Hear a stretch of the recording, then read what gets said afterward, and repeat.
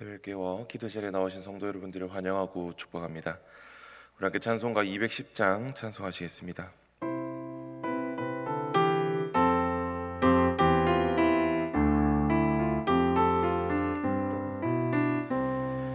시온 성과 같은 교회 그의 영광 한없다 허락하신 말씀대로 주가 친히 세웠다 반석 위에 세운 교회 흔들 자가 누구랴 모든 원수 애워싸도 아무 근심 없도다 생명샘이 솟아나와 모든 성도 마시니 언제든지 흘러넘쳐 부족함이 없도다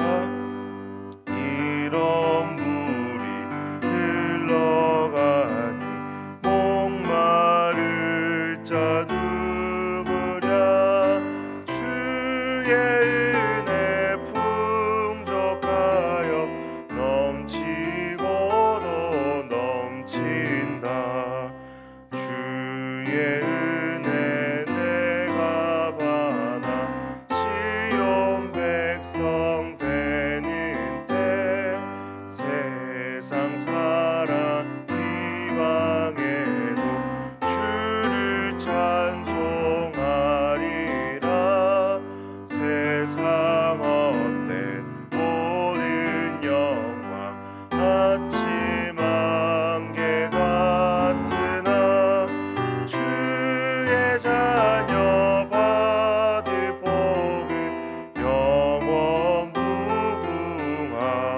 무궁하도다. 아멘. 함께 본 하나님의 말씀은 사도행전 13장 1절에서 12절까지의 말씀입니다. 사도행전 13장 1절에서 12절까지의 말씀입니다.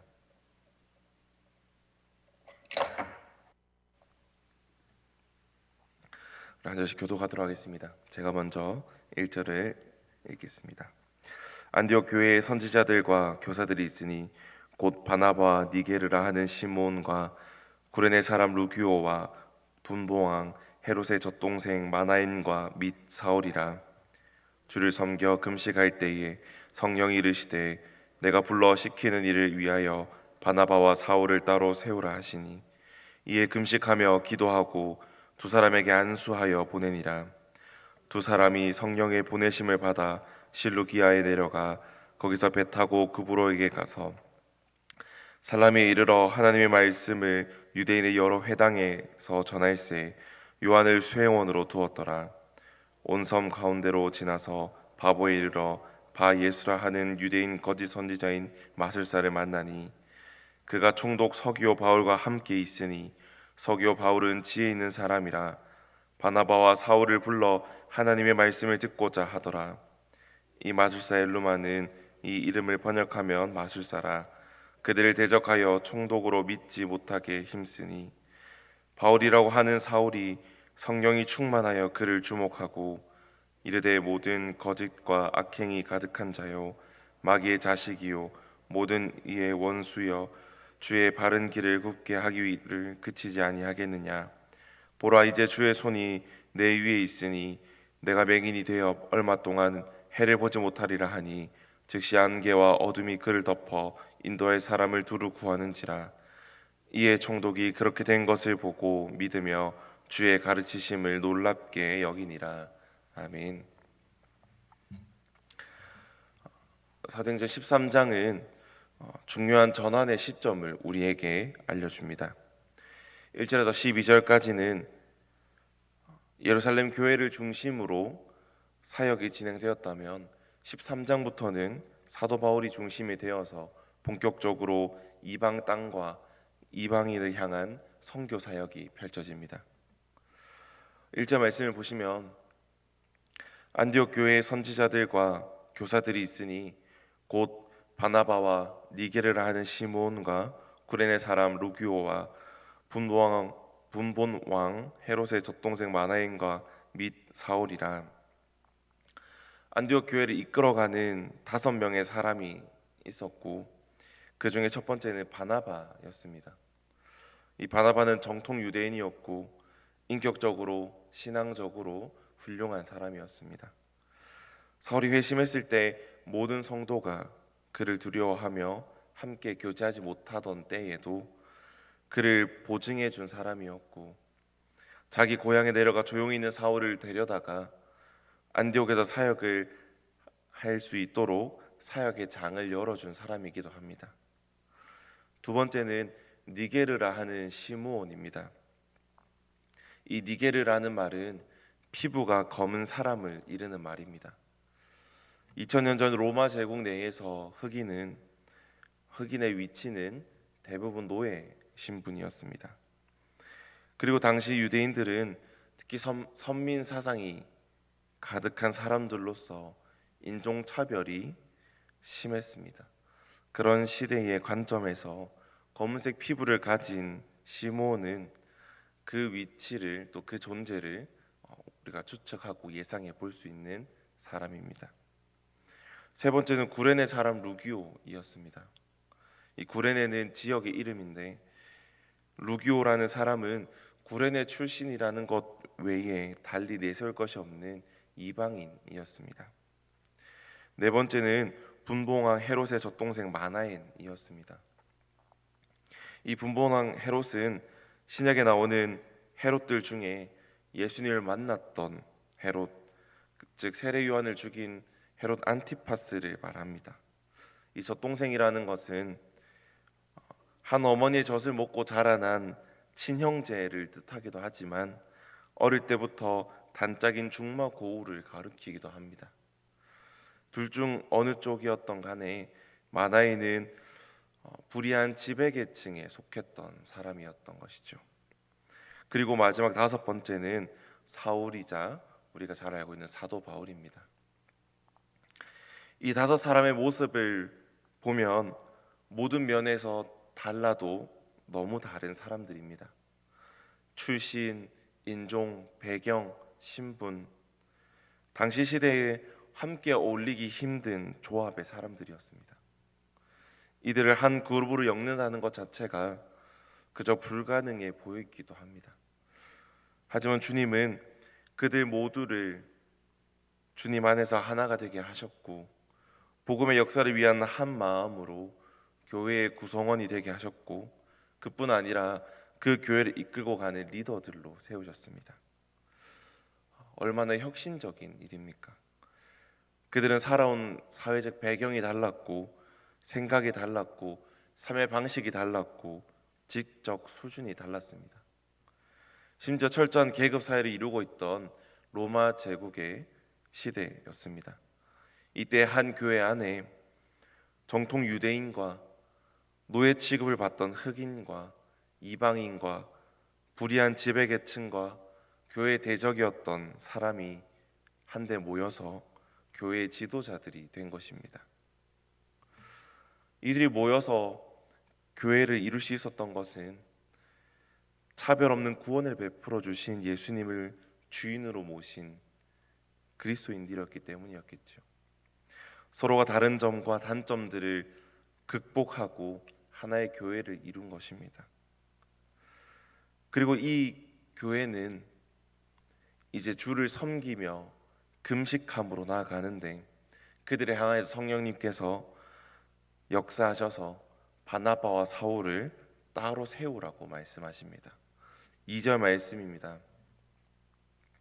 주를 섬겨 금식할 때에 성령이 이르시되 내가 불러 시키는 일을 위하여 바나바와 사울을 따로 세우라 하시니, 성령님께서 바나바와 사울을 세우신 이유는 그들이 너무 훌륭하고 탁월한 재능과 모든 조건을 다 갖추고 있어서 그런 것이 아닙니다. 물론 그들은 훌륭한 사람들이었습니다. 그러나 사람 자체에 초점을 두어 이 사람들이 훌륭해서 하나님이 쓰신 것이 아니라 하나님께서 그들을 택하시고 사용하기로 작정하셨기 때문에 성령님께서 바나바와 사울을 따로 세우라고 말씀하신 것입니다. 하지만 안디옥 교회의 상황에서는 성령님 말씀에 순종하기가 쉽지 않았을 겁니다. 안디옥 교회가 설립된 지 얼마 안 된 시기에 유능한 지도자들을 파송한다는 것은 쉽지 않은 결정이기 때문입니다. 오늘날 우리의 식으로 이야기를 한다면 세워진 지 1년 정도밖에 되지 않은 교회에서 그 교회를 담당하고 또 그 교회를 지탱하고 있던 유능한 지도자들 2명을 다른 곳으로 파송하는 것과 같습니다. 오늘날의 상황에서도 또 성경 속 이 시대 상황에서도 이해하기 어렵고 실천하기는 더욱 어려운 성령님의 말씀을 듣고 안디옥 교회는 어떻게 반응합니까? 그들은 3절 말씀과 같이 반응합니다. 우리 함께 3절 말씀을 보겠습니다. 이에 금식하며 기도하고 2 사람에게 안수하여 보내니라. 아멘. 안디옥 교회는 금식하며 기도하는 가운데에 성령님의 뜻을 깨닫고 그 성령님의 뜻에 순종합니다. 그리고 금식하면서 기도하면서 2 사람을 안수하여 파송합니다. 안디옥 교회의 성도들도 바나바와 사울이 너무나 훌륭한 리더들이라 자신들과 함께 계속 있으면 좋겠다는 생각을 가지고 있었을 겁니다. 또한 그들에게는 편견의 생각도 있었을 겁니다. 흑인 노예와 같은 출신인 시몬이 교회를 잘 이끌어 나갈 수 있을까? 크게 내세울 것 없는 이방인의 루기오가 복음의 진수를 바나바와 사울만큼 잘 펼칠 수 있을까? 지배계층이었고 자신들을 로마에 팔아넘겼던 자들의 친구인 마나인이 주님을 영접했다고 얼마나 달라졌을까 등 많은 편견과 또 아쉬운 마음들을 가지고 있었을 겁니다. 하지만 안디옥 교회는 이런 아쉬운 마음과 편견들의 생각들을 내려놓고 금식하며 기도하였고 성령님의 참 뜻을 깨닫고 사랑하는 동력자인 바나바와 사울을 그들 품에서 놓아줌으로 성령님 말씀에 순종합니다. 그리고 이 교회가 보여준 순종은 하나님의 사랑과 생명의 복음이 한 곳에 머물지 않고 세상을 향해 흘러가는 결과를 만들어내게 됩니다.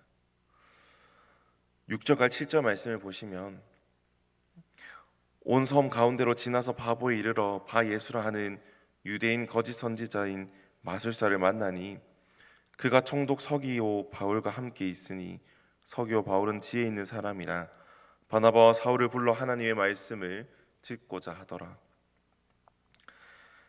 이들이 만들어낸 결과는 바나바와 사울을 통하여서 이방 지역과 이방인들이 예수님을 믿는 놀라운 일들이 일어나게 됩니다.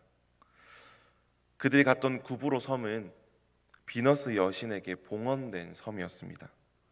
역사의 기록들을 보면 이 구브로 섬은 로마 제국 산하에서 온갖 못된 짓을 다 할 수 있는 자유로움이 허락되는 유일한 곳이었습니다.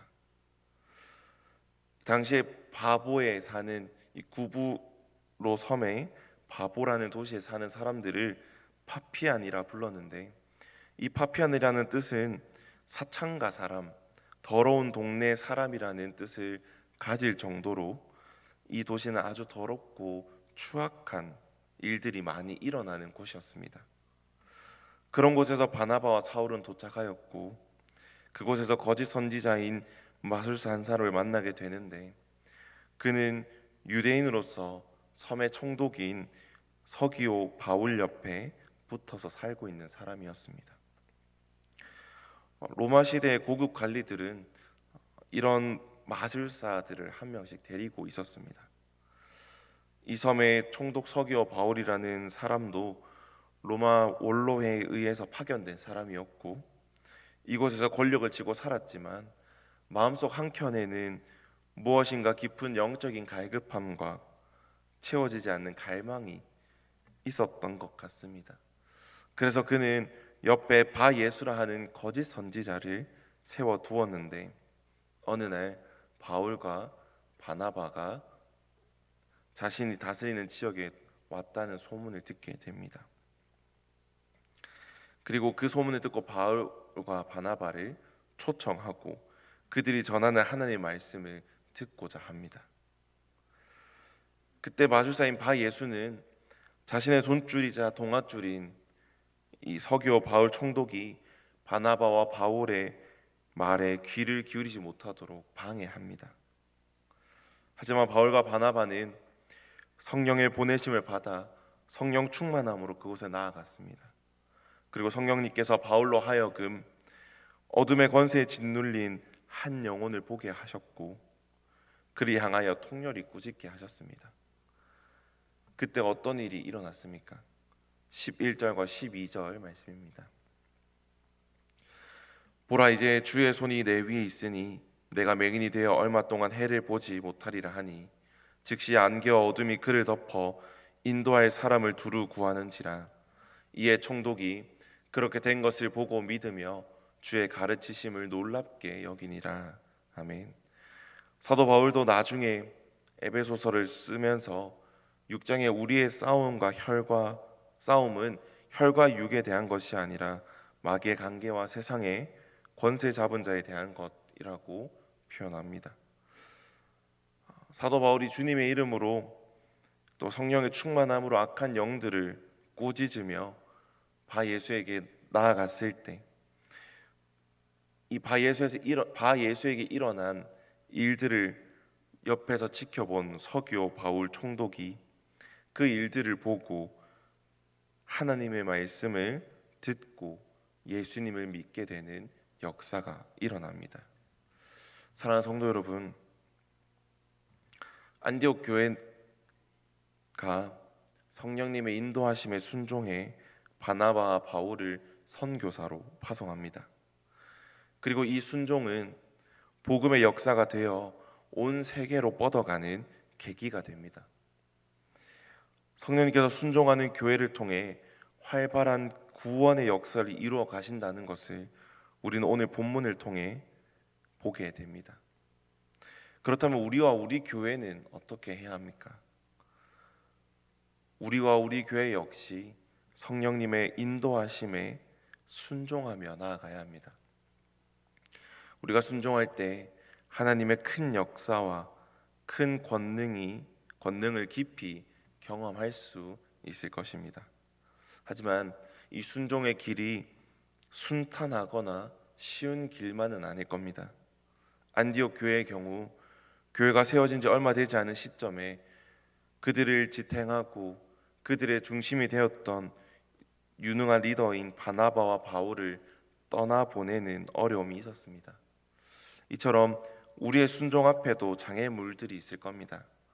내 유익을 포기해야 할 때도 있을 것이고 우리의 두려움 앞에 마주해야 할 때도 있을 것이고 쉽지 않은 결정을 내려야 할 때도 있을 것입니다.